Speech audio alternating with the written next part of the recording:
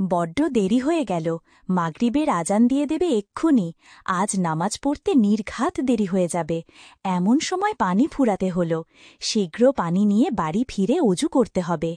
আজ চারপাশটা কেমন যেন স্যাঁতস্যাঁতে আর ঠান্ডা ঠান্ডাও লাগছে। একটা চাদর পেঁচিয়ে আসা উচিত ছিল। এ সময় কেউ এদিকটায় আসে না। উনি একেবারে নামাজ পড়ে ফিরবেন।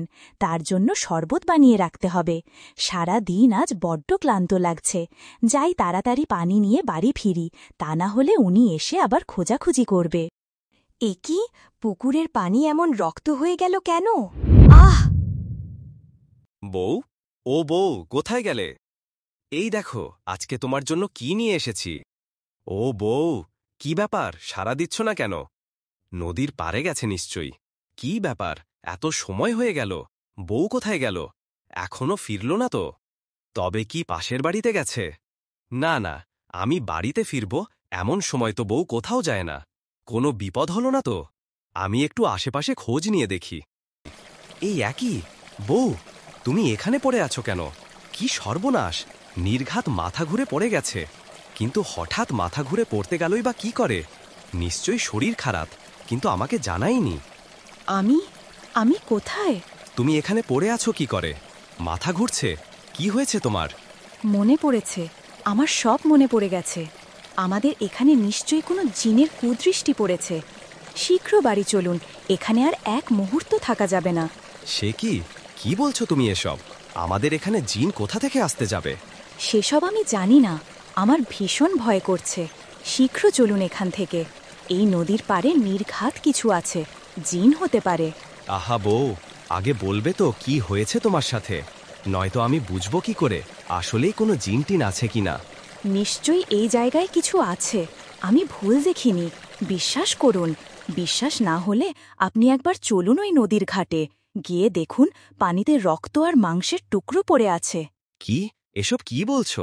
এখানে তো এমন কোনো ঘটনা হওয়ার কথা নয়। এর আগে তো কখনো শুনিনি এমন কিছু ঘটেছে। আমি সত্যি বলছি, বিশ্বাস করুন, আমি একদম ঠিক দেখেছি।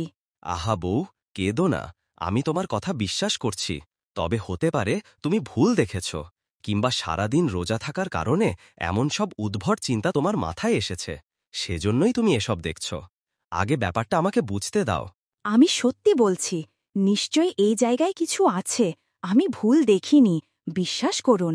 বিশ্বাস না হলে আপনি একবার চলুন ওই নদীর ঘাটে। গিয়ে দেখুন পানিতে রক্ত আর মাংসের টুকরো পড়ে আছে। কি, এসব কি বলছো? এখানে তো দেখছি সবই ঠিকই আছে। আমার মনে হচ্ছে তুমি সারাদিন রোজা রেখে ভুল দেখেছ। নদীর পানি আগে যেমন ছিল এখনও তেমনই আছে। কিন্তু এটা কিভাবে সম্ভব? আমি যখন পানি নিচ্ছিলাম তখন তো এখান থেকে রক্ত উঠছিল। কি হচ্ছে এসব? আমার মাথা কেমন যেন ঘুরছে।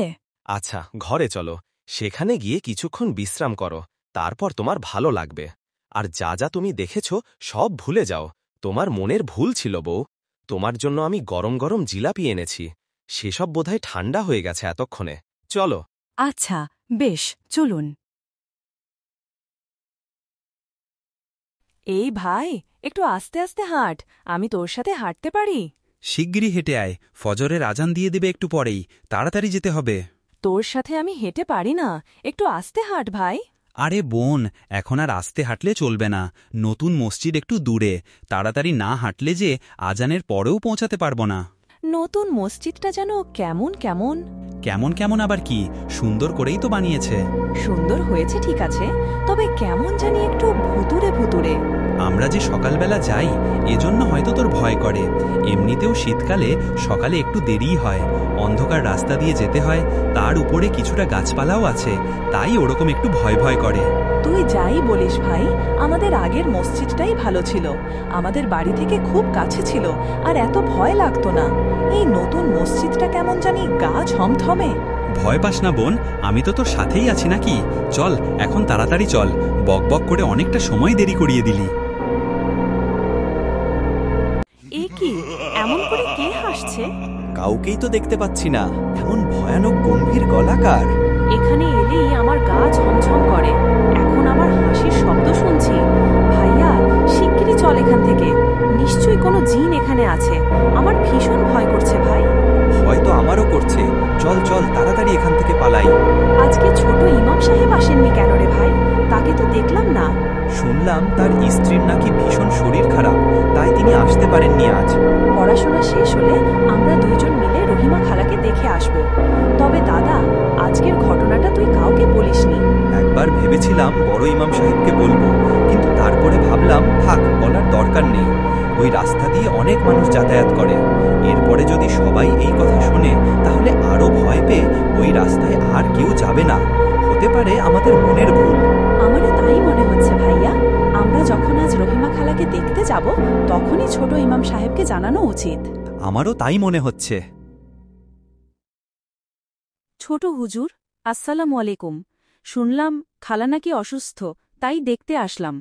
আর বলো না, গতকাল পুকুরপাড়ে পানি আনতে গিয়ে কি জানি দেখে ভয় পেয়ে জ্বর এসেছে। কমার নাম নেই, বেড়েই চলেছে। সেই কি বলছেন ছোট হুজুর? আজকে ভোরে আমরাও অনেক ভয় পেয়েছি ওই রাস্তায়।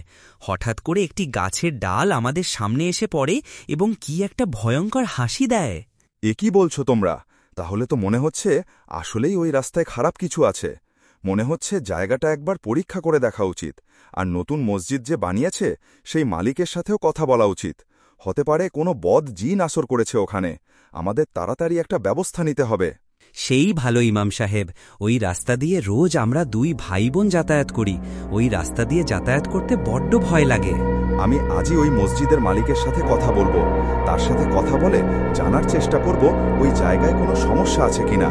একমাত্র তিনিই বলতে পারবেন কোনো অসুবিধা আছে কিনা।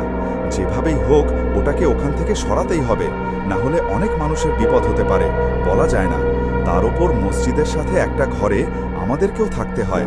তার আগেই যে করে হোক আমাকে কোনো একটা ব্যবস্থা নিতে হবে।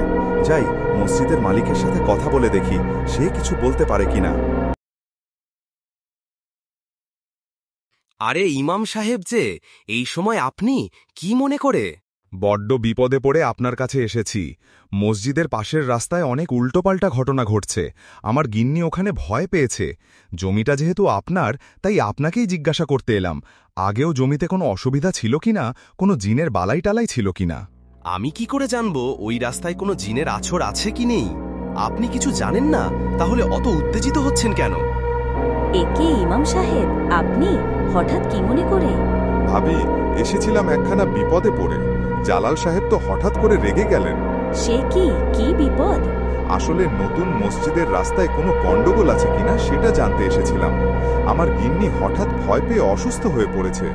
নতুন মসজিদ হলো কিছুদিন আগে, আর এখনই সেই রাস্তায় শুরু হয়েছে এসব ঘটনা। আরও কয়েকটা বাচ্চা ছেলেমেয়েও ভয় পেয়েছে। যেহেতু আজাদ সাহেব ওই জমির মালিক, তাকেই জিজ্ঞাসা করতে এলাম ওখানে কোনো অসুবিধা আছে কিনা। কি? সে কি কথা? আপনার বউ অসুস্থ হয়ে পড়েছে? এই রাস্তা যাই সবকিছুর মূলে মনে হচ্ছে। আরে তুমি এত কথা বলছো কেন শুনি? ইমাম সাহেব, আমরা ও জমির ব্যাপারে তেমন কিছু জানি না। আসলে খুব বেশি দিন হয়নি জমিটা কিনেছি। মসজিদ বানানোর ইচ্ছা ছিল, তাই বানিয়েছি। এছাড়া আর কোনো কিছুই আমার জানা নেই। ক্ষমা করবেন, হয়তো আপনার স্ত্রীর কিছু ভুল দেখেছে। দয়া করে মসজিদের রাস্তা সম্পর্কে কোনো মিথ্যা রটাবেন না। আপনারা নিশ্চয়ই কিছু একটা লুকাচ্ছেন। সময় থাকতে যদি না বলেন তাহলে অনেক মানুষের ক্ষতি হয়ে যাবে। আমি এখন আসি আজাদ সাহেব। নিশ্চয়ই জালাল সাহেব আর তার স্ত্রী কোনো একটা কিছু লুকাচ্ছেন। এবার আমি একেবারে নিশ্চিত যে ওই জমিতে কোনো একটা সমস্যা আছে।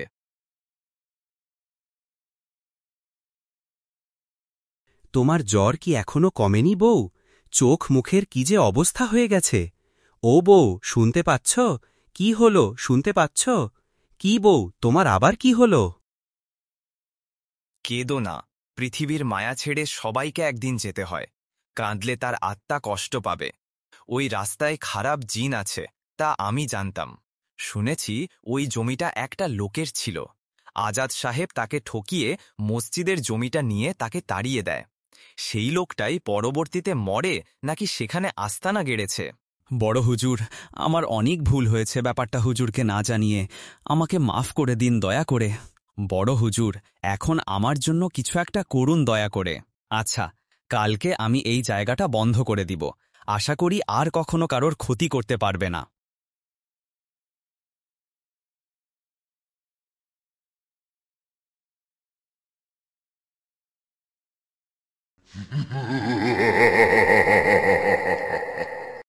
আমি তোকে মেরে ফেলব। তুই আমাকে ঠকিয়ে এই জমি নিয়েছিস, তোকে আমি ছাড়ব না। না, তুই ওকে মারবি না। তুই এই জমি ছেড়ে চলে যা, নয়তো আমি তোকে বন্দি করে ফেলব।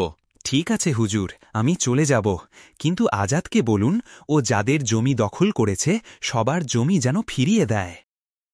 আমার ভুল হয়েছে, আমাকে ক্ষমা করে দাও, আমি সবার জমি ফিরিয়ে দিব। এই বলে সে জিন সেখান থেকে চলে যায়।